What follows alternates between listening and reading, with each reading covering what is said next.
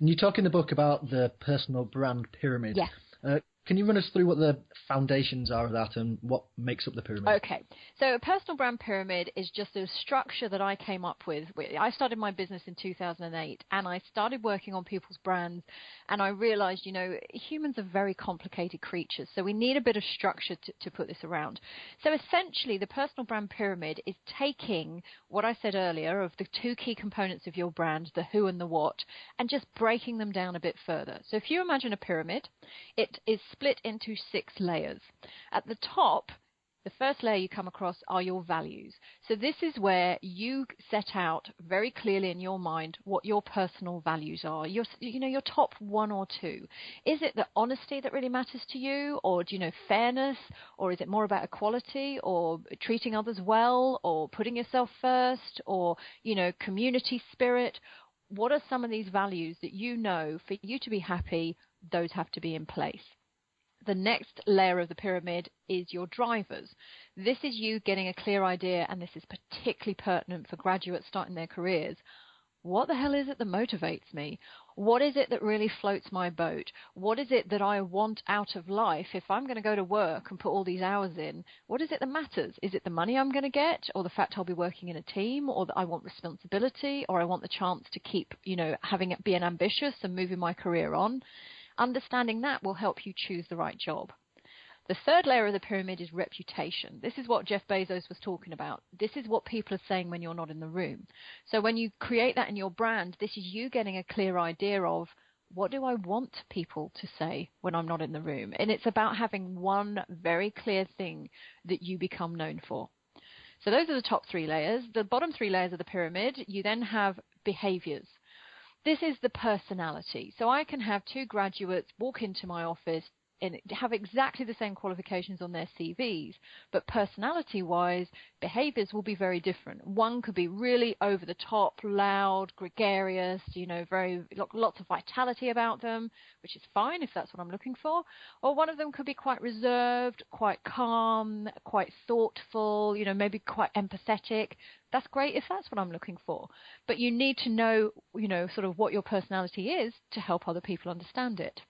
The 5th layer of your brand are your skills and strengths. This is the what you bring to the table. So yes, I know you've got your degree, and yes, I know what sort of qualifications you've got. That's one thing.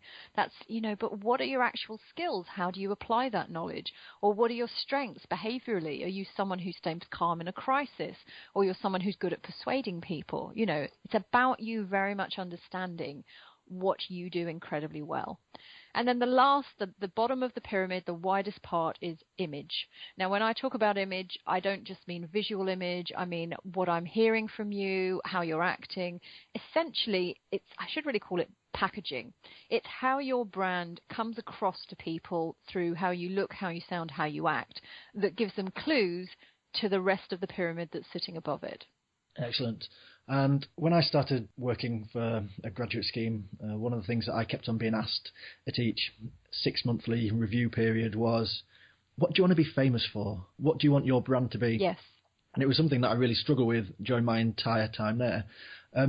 So how would you go about recommending people start to think about what their brand is and how to crystallize in their mind what their brand is? I think that using the structure of the pyramid is a really good start because it breaks it down. And what I say to people is give yourself the time and space to think about it. Now, often I work with people who have got jobs, they're already like, Jennifer, I do not have enough time in the day to do my job, let alone to think about my brand.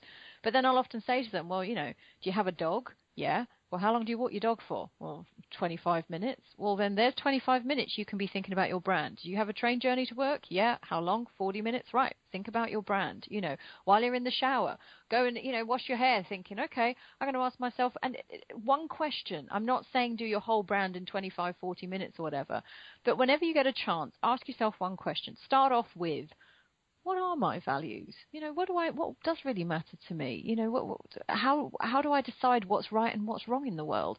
And just let your mind go. And when I worked on my own brand, I'm not kidding you, I carried around a tiny little notebook, a little black spiral-bound notebook, and I used to have a 40-minute journey from Skipton into Leeds, and I would sit there on the train and write one question down, like, what do I want to be known for?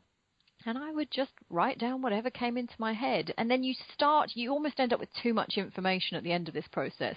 So then it's about going back over it and thinking, well, when I look at these again, which ones really matter to me? Which ones, if I didn't have them as part of my personal brand, would feel like I was losing a big chunk of me?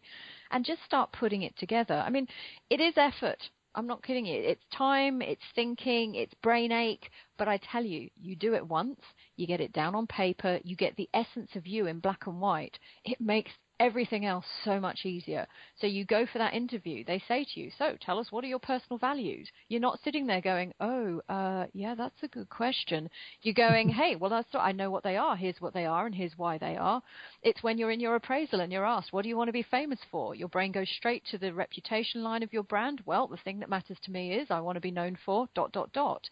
And you're writing your LinkedIn profile and you want to put some personality into it. You go to your brand pyramid, you take some key messages out, you put them in there. The good thing is, because you're taking all of your answers from one key place, you start to become very consistent, and that really helps people buy your brand. How important is getting feedback from other people about what they see your brand as? I know, again, when I was working, one WAG I worked with described my brand as being tight. I think that was, as in not giving of money and not buying around type thing. Well, I think it was just my northernness coming out at the shock at price of the pints in London. I heard once that a Yorkshireman is basically a Scotsman with the generosity taken out. Is that true?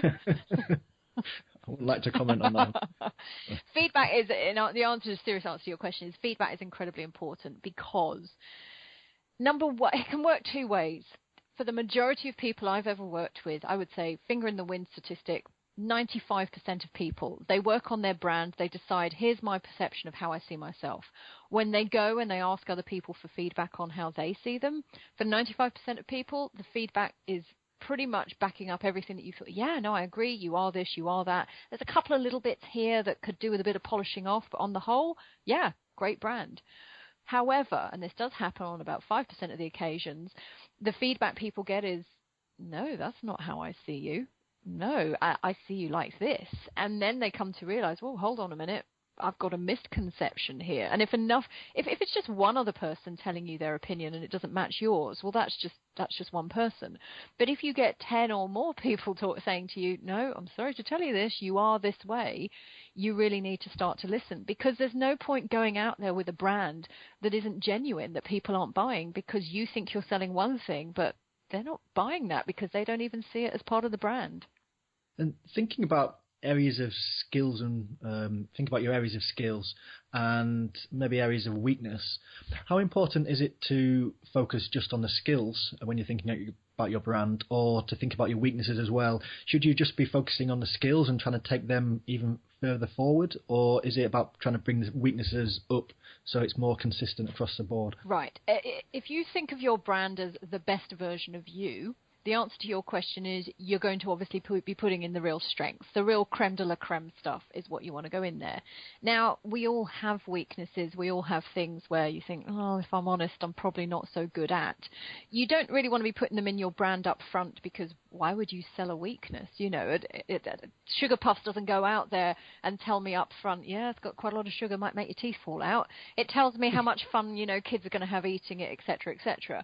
So, brands are about the best version. However, when you know what your weaknesses are, it doesn't mean ignore them completely. It means look at the positive aspect of those weaknesses, because you might be able to play that into your brand. Now, that might sound a bit cockeyed. Is there a positive aspect of a weakness?